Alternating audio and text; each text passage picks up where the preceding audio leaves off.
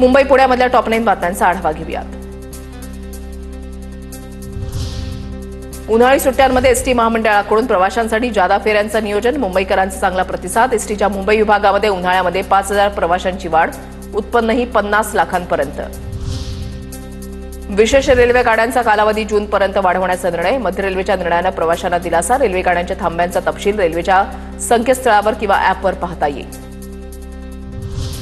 मुंबई पालिकेच्या केएम रुग्णालयामध्ये जखमी खेळाडूंसाठी आता विशेष कक्ष 12व्या मजल्यावर उभारणार।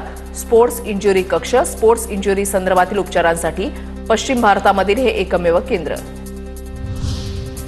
मुंबई बिहार अमृत भारत एक्सप्रेस उद्यापासून सेवेत, साप्ताहिक रेल्वेगाडी विना वातानुकूलित। मुंबईहून दर शुक्रवारी तर बिहारच्या सहरसा इथून दर रविवारी पहाटे 4:20 ट्रेन सुटेल।